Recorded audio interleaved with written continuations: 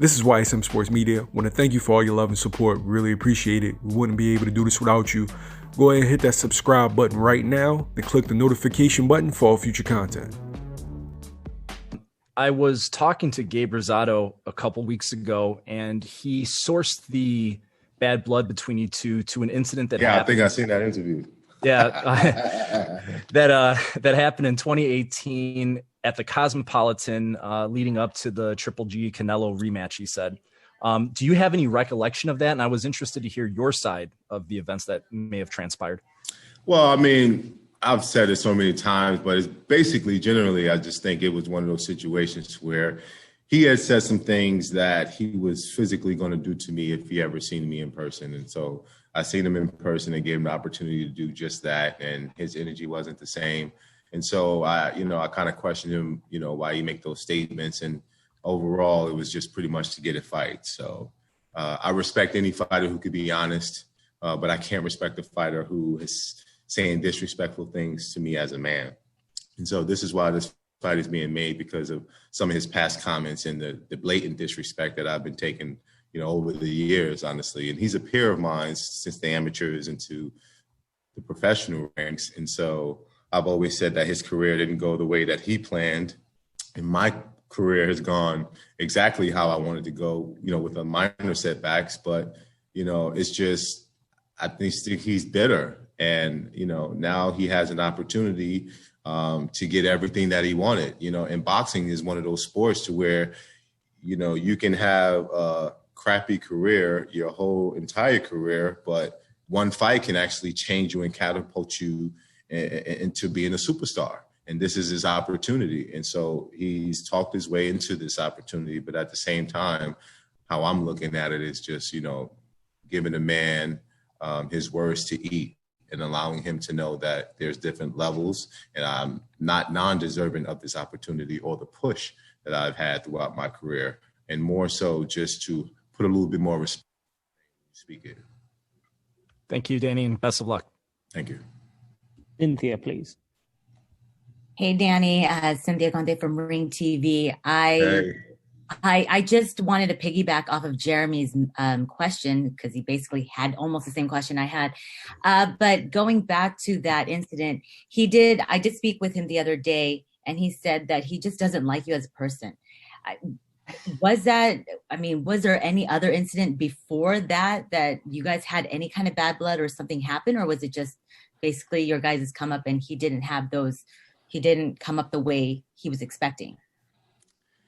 I really don't know why he has so much hate for me in his heart, but when you're a hater, you create any reasons to hate somebody.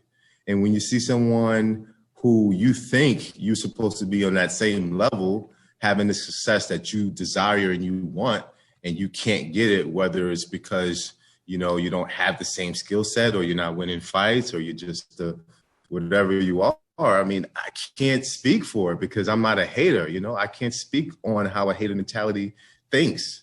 I'm one who congratulates. I'm one who supports anybody in the sport of boxing. And so if I have someone that I want to fight, it's not going to be because, they got the push that I didn't get. It's going to be mainly because I want to be in a position to be a champion. And if they're preventing me from being a champion, then I want to fight you in order to be a champ. But it is not simply because, you've gotten a push that I didn't get, and I'm fighting you because the system didn't, push me the same way. And I took my extensive, successful amateur background has allowed me from the very start to get the push from the Al Haymans of the world and the Golden Boys of the world and the Zones of the world and the Matchrooms of the world. So I purposely put in the work as an amateur to be able to obtain the success early on in my career.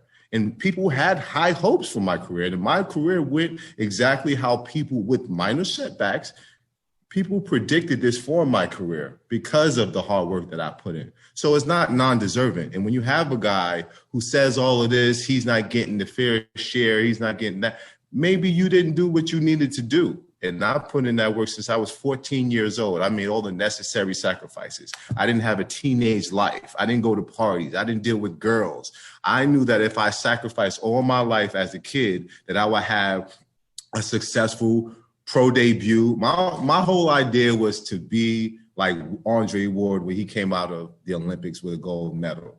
That was always my dream. I always wanted to have that gold medal going into the pro ranks and being that superstar. So it was something that I worked hard for. And so his career didn't shape up to be that. And now he's jealous and saying that the system is against him and that, you know, he isn't getting the same push. But you got to understand, you can't hate on somebody who's put in that work. You can't hate on somebody who is humble enough to say, hey, my brother, I have nothing against you, but at the same time, I'm just doing me. And what I'm doing is putting me in a position to be successful, to have the HBOs and to have the Showtimes and all these DAZNs and all these different networks be interested in me because, you know, I put in that work. It's not non-deserving, you know? So I can't speak for a hater. I can only speak for myself. And, you know, much success to anybody who is doing anything in this boxing world, because it takes a hell of a man to put on 2 pair of gloves and go in there and risk your life for a paycheck. Okay, and last question. If you could describe yourself in one word and also Gabe Rosado in one word, what would it be? Well, if I could describe myself in one word, it'll be miracle.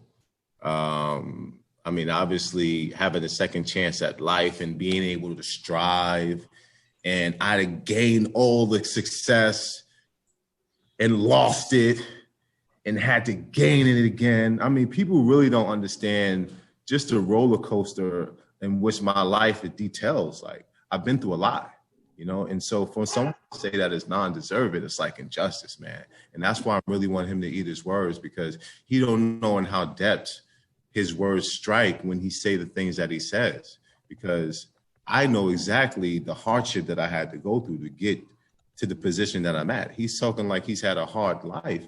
No, my brother, I had a hard life too. I come from the trenches.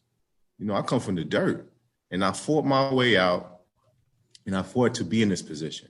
And so he's going to eat his words. So if I can explain him in one word, hater. Best of luck to you, Jacobs. Thank you. Thank you. Matt next, please.